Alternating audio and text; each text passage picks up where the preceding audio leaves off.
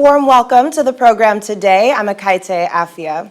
We begin today in Mexico as we learn more about the 7.4 magnitude earthquake that hit 7 states across Mexico on Tuesday.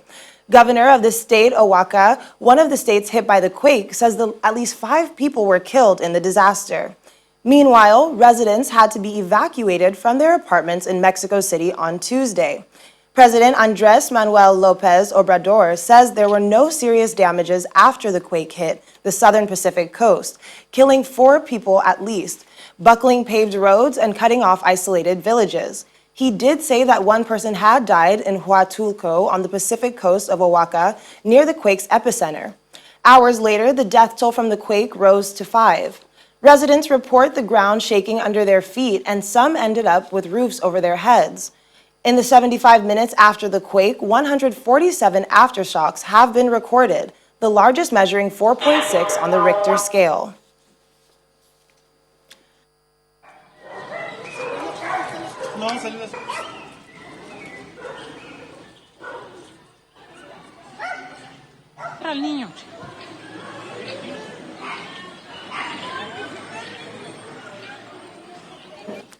Russian President Vladimir Putin today participated in the Victory Day parade commemorating sacrifices of people in the Second World War and to convey a welcome to international cooperation against the challenges today. The parade held in Moscow's Red Square for the 75th anniversary of the Soviet Union's victory in World War II, also known as the Great Patriotic War. It was originally scheduled for May 9th, but has been postponed due to the COVID-19 pandemic. President Putin delivered a speech during the event, saying the parade is a tradition to honor of the greatest victories in the human history. He also says the celebration is to help people remember that people and the army of the Soviet Union were the most important force in the fight against Nazism.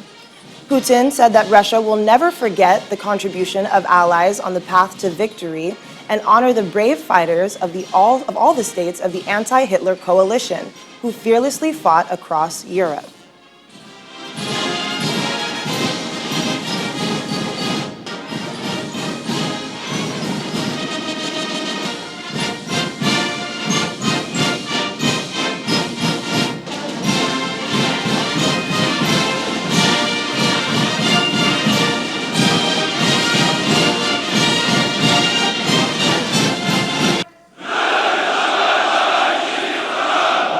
Поздравляю вас с 75-й годовщиной победы в Великой Отечественной войне!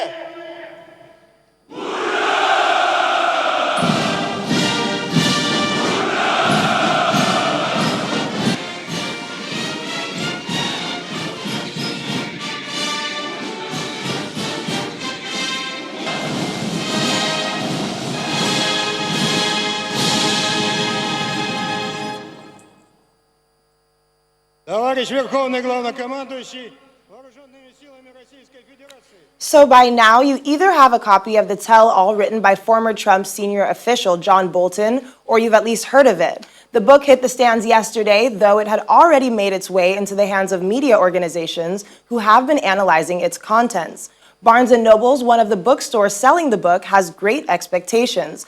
But a civil suit is pending against Mr. Bolton that seeks to force him to give the United States the rights for all the profits of the book.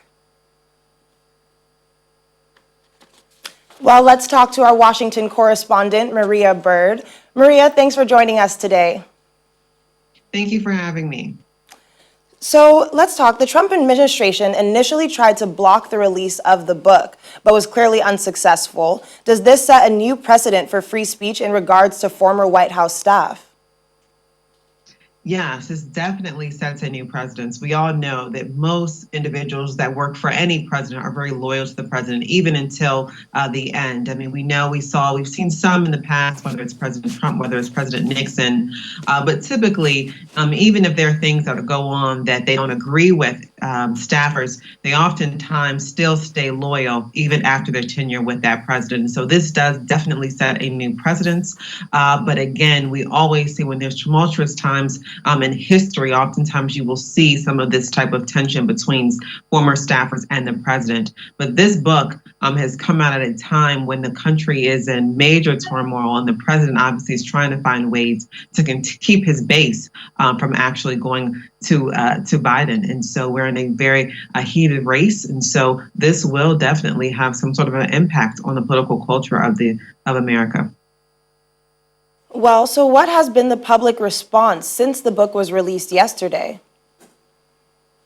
Well, the public, I think you have those individuals who this is not going to change their opinion of the president, whether they are in favor or not in favor. This is really going to impact those who are on the fence and those who are looking for answers to some of the allegations around corruption. And so those are those individuals that are going to read into the book, find out, further details, as we know that Bolton has stated that the president put his own political interests over what was best in the best interest of the country. And so I think those individuals who are looking for answers into some of the alleged allegations of corruption are going to really look for this book as a form of some answers to what they've speculated or what they weren't sure of in the past. Well, Maria, how do you think the information in the book will play a role in the upcoming elections this November? This book will probably have somewhat of an impact, but there's so much going on between COVID-19, Black Lives Matter movement, that I don't think this is going to be the tipping point. This will be a point for the president to continue to push his initiatives. Again, as we know, he's been angered by this. I mean, he obviously tried to get a federal judge to deny the release of the book. I mean, there are even talks about him saying that Bolton should be jailed because of this book. And so he's extremely outraged by it. So it will probably spur him to continue conversations and to force him to talk more about what has been alleged as corruption and to defend his case. And so maybe his base will actually begin to hear more about it. And those individuals who are on the fence might at some point weigh into how they feel. But the country is pretty divided, unfortunately, at this point. And so people have pretty much taken their stance as to where they're going when they vote in November. Well, we'll definitely keep our eye to see what happens in November. Maria, thank you so much for joining us. Thank you for having me.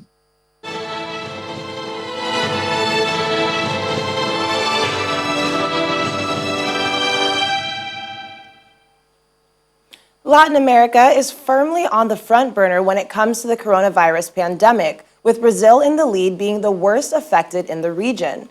Here's the update from other countries in the region as well. In Latin America, Brazil is currently the worst affected country, having recorded the second highest daily death toll of 1,473 since the start of the coronavirus pandemic. In the last 24 hours, Brazil has seen 1,374 deaths.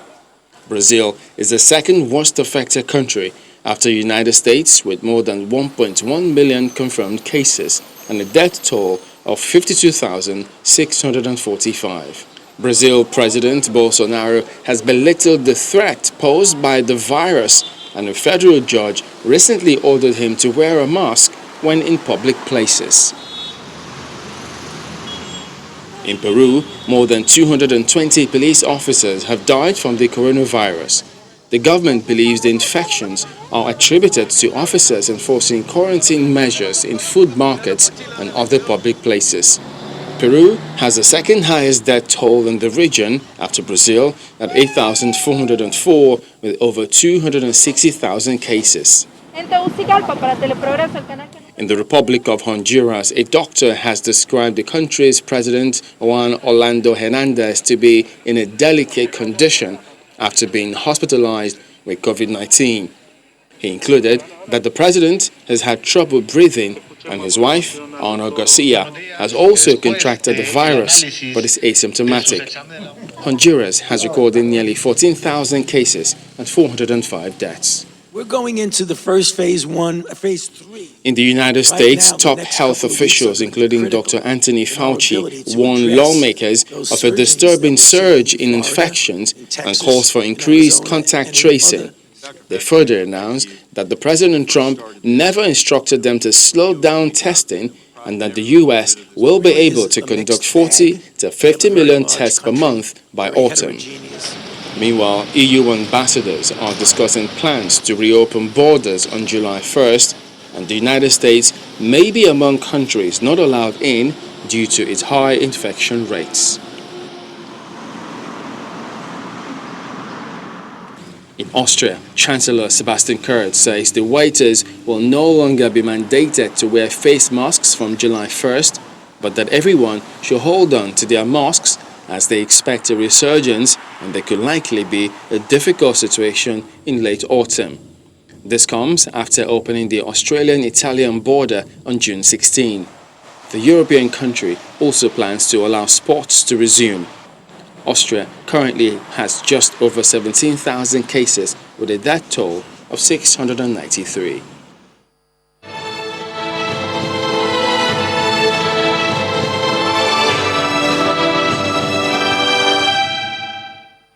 A plane crash that killed 97 people in Pakistan last month was a result of human error by the pilot and air traffic control, according to an initial report released about the disaster. Aviation Minister Gulham Sarwar Khan announced the findings in Parliament they failed to follow protocol. He also said the pilots were distracted while talking about coronavirus. The passenger plane came down on houses in Karachi on May 22nd. Only 2 passengers survived.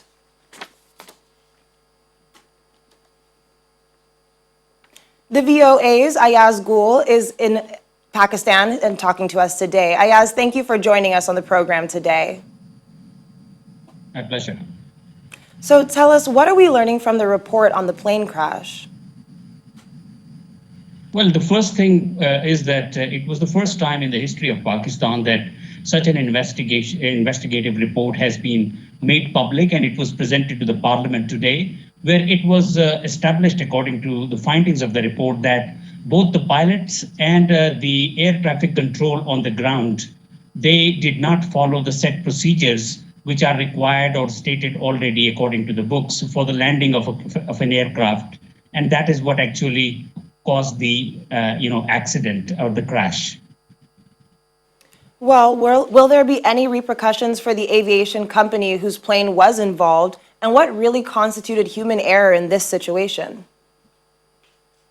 Well, this is the state-run Pakistan International Airline, and that's a very serious situation for the carrier, because the minister today, while revealing details of the report, also revealed that out of 860 active pilots in the country, there are 262 who do not have, in fact, who have fake education degrees and even licenses that were not given to them after taking certain examinations. So, like, we have fake pilots with fake degrees and fake licenses in the national airline, and that shows you how deeply this state institution has been politicized over the years.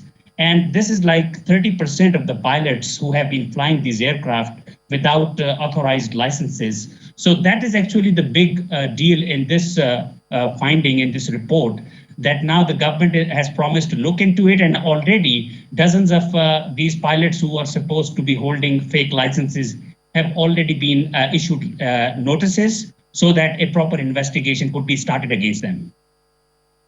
And what more information do we have about the survivors of this crash? Well, we just have, obviously, out of 99 people, only 2 people survived, and they are doing well. They have recovered and they have been released from the hospital. 97 people who were killed, obviously, have been compensated by the Pakistan International Airline. They were given financial, incentives and other benefits to compensate for whatever has happened. But obviously, this is quite a detrimental development for the national airline. And it also raises questions about other private commercial airlines in the country, because they have repeatedly suffered air crashes over the last 10 years, and no investigation has been conducted. And that is why it is important that for the first time, we have this investigation report, and the minister promised that other crashes will also be properly investigated and their reports will also be made public. So calling it... Again for joining us today, Ayaz. Thank you. Still ahead, during these COVID-19 times, people are finding comfort and hope in art, as did Solomon Alima in Egypt. Stay with us. Welcome back to The World Today. Political activists from several groups across Thailand staged peaceful protests around the country today to mark the anniversary of the 1932 revolt, which ended the absolute monarchy in the country. The 1932 revolt, led by a group of civilian bureaucrats and military officers known as the People's Party, has in recent years emerged as a symbolic date for pro-democracy groups. At one of the protests at Bangkok's Democracy Monument, 30 to 40 activists showed a video on a large screen reenacting the speech made by the People's Party leaders after they toppled the government of King Prajujokhpok and ushered in Thailand's first constitution. The demonstrations come as more Thais are speaking out against a military-dominated political system and as monuments to the establishment of democracy have been disappearing from public spaces. At another protest at Parliament, another group of activists gathered around a mock-up of a plaque that had previously disappeared and demanded amendments to the current constitution written by the recent junta. ก็มารำลึกนะครับหลักใหญ่ใจความคือมารำลึกเรื่องคณะราษฎรซึ่งเป็นการเปลี่ยนแปลงการปกครองเมื่อ 88 ปีที่แล้วครับแล้วก็เป็นการปักหมุดหมายที่สำคัญว่าระบบประชาธิปไตยตอนนี้มันยังคลอนแคลนอยู่แล้วก็ที่เป็นลูกหลานรุ่นหลังเนี่ยก็จะกลับมาสืบสานต่อครับ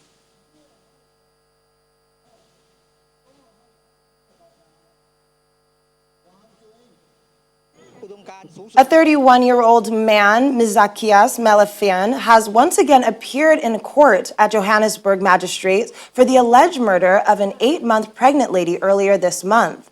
A large crowd gathered outside the court demanding justice for the victim and the many other women who have died from violent attacks in the country.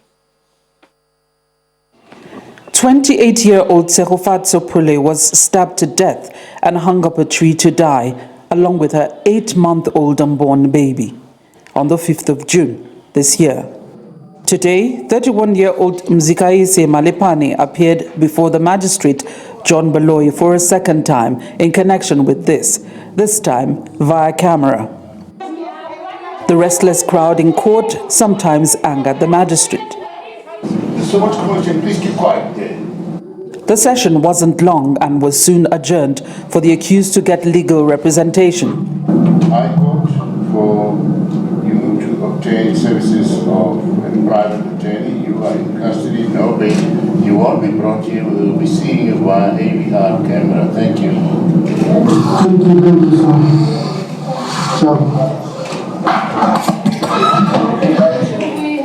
While the victim's family members were quite emotional about this delay, outside the court, a large crowd bayed for blood and justice.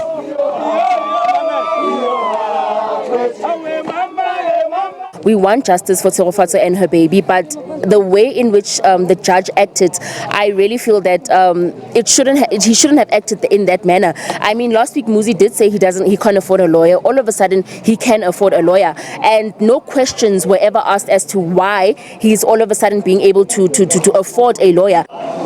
Every accused person has a right to be represented by a legal representative of their choice. As much as the family wants justice, I feel the public, but we also need to let certain things to unfold. We need to let the court function in the manner that they should. We need to also allow him to obtain his legal representative of his choice. If he chooses that he doesn't want to be represented by the legal aid and he needs a private attorney, we should also allow him. It is his right. I am not of the view that it is a delaying tactic. The case has been adjourned to the 2nd of July when hopefully people will begin to hear or understand the motive behind the killing of Tsegofatso Pule and her unborn baby. Sadly, since her body was discovered hanging in this area about 3 weeks ago, no fewer than 6 bodies of women and children have been recorded in several parts of South Africa. From Johannesburg, South Africa, Betty Dibia, Channels Television News. A passion for talent and for art has provided comfort and hope for a young Eritrean refugee artist living in Libya amid an ongoing conflict and a deteriorating economic and social situation due to the COVID-19 lockdown. In an unfinished building in a downtrodden neighborhood of Tripoli, Solomon Gebreyonis Alima, a 29-year-old Eritrean refugee, can be found most days sketching and painting. Painting means life to me. It's part of my life. Alima has been drawing and painting since he was a young child. He says he's self-taught and has never attended formal art classes. His Christian faith is also a strong influence, and much of his artwork is religious in nature. During the lockdown, he found escape in art. All of the people, when they pray, they get some kind of hope. And by using this painting for praying, people keep their faith. The dimly lit, overcrowded building he lives houses around 200 refugees from Eritrea, Ethiopia, and Sudan. The lockdown has left them struggling to get by. People's thoughts are very much about coronavirus. They are so worried because most of the people live a hand-to-mouth existence. Alima left his home and family determined to pursue his dream of studying art. His attempts to reach Europe have so far failed, and he's stuck in Libya for now. I have been in Libya for 3 years, and one thing that gave us hope is being under UNCHR. We did not lose hope due to this and due to our faith.